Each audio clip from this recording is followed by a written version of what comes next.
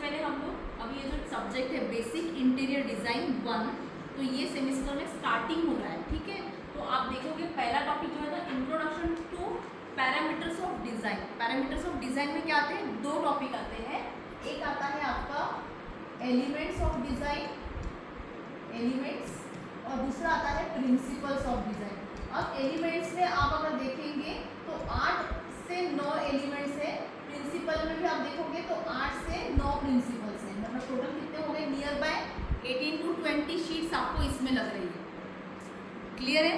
Elements of design और principles of design, मतलब designing करते समय क्या रूल्स एंड रेगुलेशंस करके आपको डिजाइन करना पड़ता है, ठीक है। अब जब आपको प्रिंसिपल्स के बारे में पता चल गया, एलिमेंट्स, रूल्स एंड रेगुलेशंस पता चल गया, तो डेफिनेटली आपको क्या होगा, हमारा जो इंटीरियर है वो कौन यूज करता है हमेशा, कौन यूज करता है, क्लाइंट। क्लाइंट मतलब कौन है, ह्यूमंस। तो आपको ह्यूमंस के बारे में पता होना बहुत ज़्यादा ज़रूरी है। इसके कारण यहाँ पे आप वर्ड देखोगे एंथ्रोपो, और फिर है एक मेट्रिक वर्ड, बराबर है। सो एंथ्रोपो मतलब क्या है, एंथ्रोपो मतलब है ह्यूमन, ठीक है। और मेट्रिक मतलब क्या है, but obviously measurements, metric scales रहती है ना, मीटर में, सेंटीमीटर में, वैसे ही फीट एंड इंचेस में भी रहती है स्केल, ठीक है। तो हम लोग यहाँ पे जैसे हम लोग ड्राइंग स्केल में स्केल टॉपिक पढ़ेंगे, स्केल में हम लोग मेजरमेंट्स के बारे में पढ़ेंगे, उसी का इम्प्लीमेंट करेंगे ये सब्जेक्ट में ह्यूमन फिगर्स के हिसाब से। क्लियर है? सो एंथ्रोपोमेट्री जो है आपको ह्यूमन डायमेंशंस के बारे में बताएगा कि ह्यूमंस के डायमेंशंस क्या रहते हैं साइजेस के हिसाब से। ओटा का साइज, लेडीज के स्टैंडर्ड डायमेंशंस क्या रहते हैं, स्टैंडर्ड डायमेंशन की कैटेगरी में लेडीज को क्या हाइट कंफर्टेबल रहती है, वैसे ही जेंट्स को क्या हाइट कंफर्टेबल रहती है सोफा सिटिंग वार्डरोब के लिए, लेडीज को क्या कंफर्टेबल हाइट रहती है वार्डरोब के लिए। वार्डरोब मतलब कपाट बोल सकते हैं आप लोग, ठीक है। सो बट अभी कपाट नहीं, आपको टेक्निकल वर्ड्स ही यूज करना है। वार्डरोब मतलब WARDROBE, वार्डरोब, ठीक है। सो अब ये जो है आपको किसके इसमें चाहिए, फर्नीचर के साइजेस चाहिए। यहाँ पे तो हमने ह्यूमंस को स्टडी कर लिया, ठीक है, बट आपको फर्नीचर के साथ उसको स्टडी करना है। सिर्फ ह्यूमंस को स्टडी करना है क्या आपको, नहीं।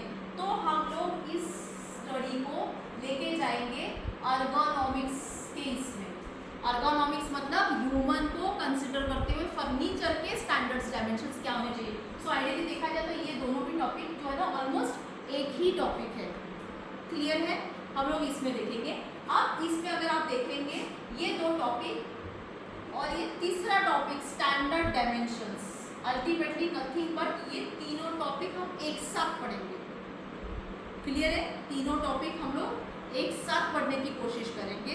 ह्यूमंस के डायमेंशंस क्या कहते हैं, उसी के साथ साथ हमारे फर्नीचर को स्टैंडर्ड डायमेंशन क्या चाहिए, फर्नीचर को स्टैंडर्ड डायमेंशन इतना चाहिए, बट एक ह्यूमन यूज कर रहा है तो ह्यूमन और वो फर्नीचर के बीच में जो भी डायमेंशंस का गैप चाहिए, सर्कुलेशन चाहिए, वो सारी चीज़ें आपके अर्गोनॉमिक्स में आएंगी।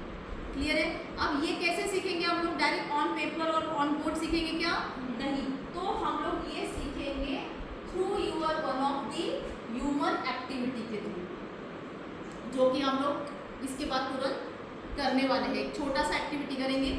सिंगल चेयर लेके हमको कितना स्पेस लगता है एक सिंगल चेयर को, अगर दो सहेलियां मिलके बैठ रही है टेबल पे तो उनको कितना स्पेस लगता है, अगर 4 नंबर ऑफ ग्रुप मिलके कोई बात कर रहा है जैसे कि कॉन्फ्रेंस रूम्स में होता है तो उनको स्पेस कितनी लगती है।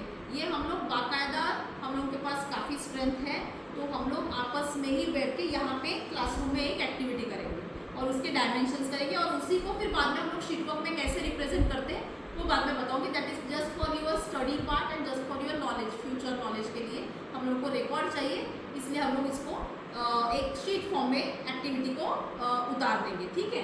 उसके बाद आता है ये पार्ट एक अलग हो गया, मतलब क्या हो गया, ये पूरा का पूरा समझ लीजिए आप 1 से लेके तो 4 तक के प्लस उसमें 11 नंबर जो आ रहा है ये एक पोर्शन हो गया आपका। क्लियर है? नहीं 1 से भी नहीं बोलूँगी, 2 से बोलूँगी, सॉरी, ठीक है। अगर इसको मैं डिवाइड करती हूँ ये सिलेबस को, सो 1 नंबर का एक अलग ही जा रहा है टोटल एलिमेंट्स ऑफ प्रिंसिपल्स, 2 से लेके 4 तक के मतलब 2, 3, 4 और 11 नंबर का ये जो है ये एक अलग टॉपिक ब्लॉक हो गया। उसके बाद अगर आप देखोगे use of interior spaces and furniture, analysis of design. अब use of interior spaces, interior space में आजू बाजू में जगह रहती है जिसको बोलते हैं हम लोग सर्कुलेशन डायग्राम, ठीक है। सो सर्कुलेशन के लिए जो ये रहता है, ये जो टॉपिक है इसमें आएगा आपका सर्कुलेशन। सर्कुलेशन मतलब कितना स्पेस जगह छोड़नी पड़ती है। अगर मैं क्लासरूम डिजाइन करी हूँ तो डेफिनेटली क्लासरूम के तुरंत स्टार्ट हम लोग फर्नीचर करते क्या नहीं, क्लासरूम से तुरंत स्टार्ट हम फर्नीचर नहीं कर सकते, क्योंकि स्टूडेंट्स भी आएंगे, स्टूडेंट्स जाएंगे, फैकल्टी भी आना जाना करेगी। हो सकता है एक आधी स्टूडेंट वहाँ पे कुछ क्वेश्चन पूछने के लिए फैकल्टी को रोकने की कोशिश करे, तो वो स्पेस कैसे होनी चाहिए, खुली होनी चाहिए। वैसे ही हर इसका है, आप कोई रेस्टोरेंट लीजिए, आप कोई होटल लीजिए, आप हॉस्पिटल लीजिए, हर एक इसका अलग अलग जोन से लॉबी किस तरीके से साइज में होनी चाहिए। घर की लॉबी और आपके समझ लीजिए होटल या रिसोर्ट की लॉबी सेम हो सकती है क्या, नहीं हो सकती है।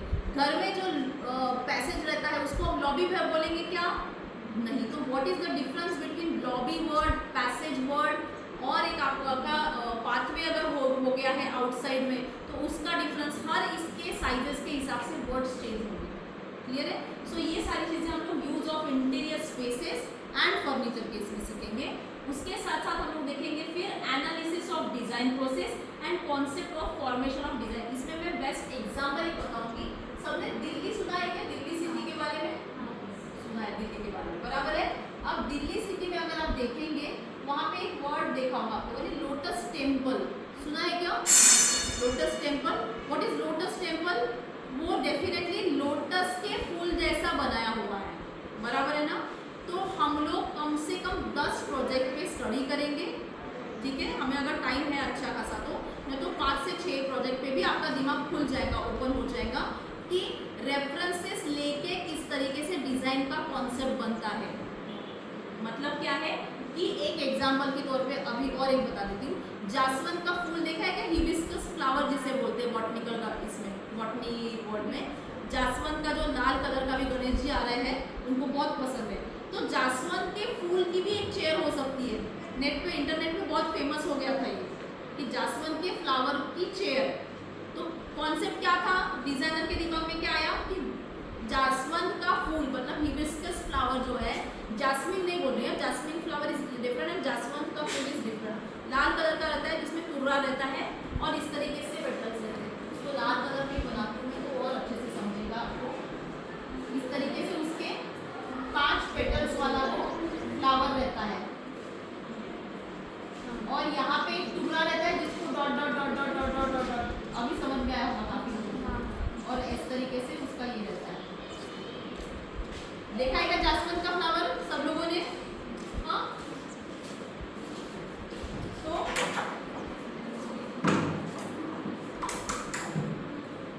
सो जासवंत का फ्लावर का चेयर का मतलब डिजाइन का कैसे फॉर्मेशन हुआ, एक कॉन्सेप्ट था उसको हमने डिजाइन में उतार दिया है। तो ये चीज किस तरीके से उतारी जा सकती है, आप ब्रेड ले सकते हैं, आप अंडा ले सकते हैं, आप कुछ भी, आप वेजिटेबल्स को आप या फिर कोई चिड़िया ले सकते, कोई एनिमल ले सकते, तो आप उस चीज को कैसे डिजाइन में, या फिर आप ज्योमेट्रिकल शेप्स ले सकते।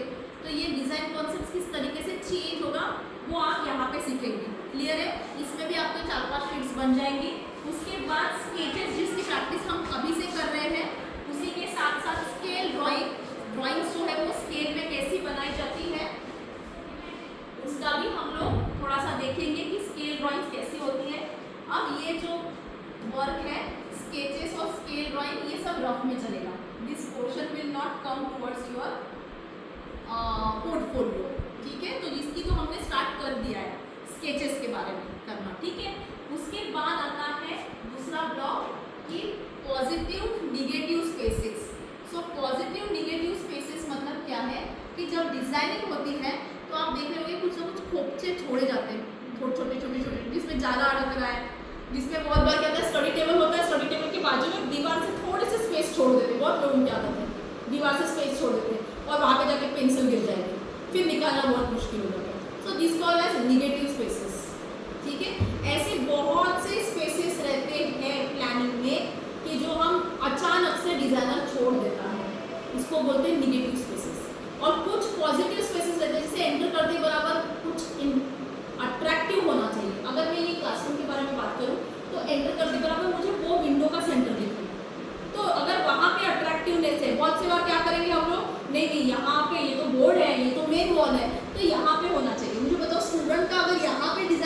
दिया तो स्टूडेंट का दिमाग क्या होगा, अगर क्लासरूम में बोर हो रहा है तो उसको ऑटोमेटिक डिजाइन के ऊपर फोकस करेगा, तो बोर्ड के ऊपर फोकस करेगा क्या नहीं। तो डिजाइनिंग करते समय ऐसे बहुत बार होता है, हम लोगों को लगता है कि अरे यही तो वॉल है वो जिसको मुझे हाईलाइट करना है, बट ऐसा नहीं रहता बहुत बार।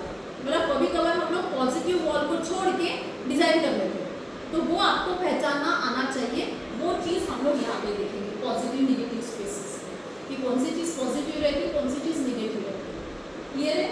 तो कोई किसी को क्लाइंट बहुत अच्छा मिल गया, काफ़ी बजट है उनका, बट क्या हो रहा है वो हर वॉल को डेकोरेट कर देंगे। ऐसा होगा क्या, हमारे पास ज्वेलरी है, मोती की है, डायमंड की है, सोने की है, और इमिटेशन ज्वेलरीज तो बहुत कलर की है, तो क्या होता है हम लोग क्या करते हैं, सब पहन लेते क्या, नहीं मेरे चाचा की शादी है, मेरी मौसी की शादी है, मेरे पूरा का पूरा मुझे बहुत खूबसूरत बनना है, मैं सारी चीज़ें पहनूँ। ऐसा होता है क्या, नहीं होता ऐसा। तो वो चीज़ हम लोग यहाँ पे सीखेंगे कि कौन सी चीज़ कहाँ पे लगानी है, किस तरीके से लगाना है, क्लाइंट का टेस्ट क्या है। तो मैंने अभी आपको आप देख रहे हो सिलेबस को मैंने कुछ टुकड़ों में बांट दिया। So number 1 is this, number 2 is this, number 3 is your use of interior spaces is your number 3, ठीक है। उसके बाद आता है analysis of design process and concept formation, ये आएगा नंबर 4। फिर ये आएगा स्केचेस, ये तो रफ वर्क है इसलिए मैं कंसिडर नहीं करूंगी इसको। और 5 नंबर पे आता है positive and negative spaces. Clear है यहाँ तक के? उसके बाद ये 5 नंबर के बाद हम मेन पोर्टफोलियो पे आएंगे, जिसको हम हैंड से ड्राफ्ट करेंगे, ठीक है, नॉट द ऑटोकैड ड्राइंग। ये AutoCAD drawing as it is हम लोग ड्राइंग स्किल में काम करेंगे। ड्राइंग स्किल जो सब्जेक्ट है यही सेम चीज़ का कुछ नहीं, मैं आपको 1 BHK का एक प्रोजेक्ट दे दूंगी जिसमें सभी को सेम प्लान रहेगा। 1 BHK का प्लानिंग नहीं करना है हमको पहले तो सीखना है ड्राफ्टिंग। क्लियर है? ड्राफ्टिंग सीखेंगे, बाद में उसको फिर नेक्स्ट सेमेस्टर में इसी को आगे बढ़ाते हुए लेके जाएंगे। प्लानिंग की आपने तो बेसिक तो बना दिया, इसी चीज़ को सोफा अलग तरीके से रखा जा सकता था, किचन अलग तरीके से प्लान हो सकता था, बेडरूम अलग तरीके से प्लान हो सकता था। मतलब आप क्या है, पहले आप सीख रहे हो बेसिक, फिर उसी चीज़ को 6 महीने के बाद क्या करेंगे आप लोग अलग से ये करेंगे। क्लियर है?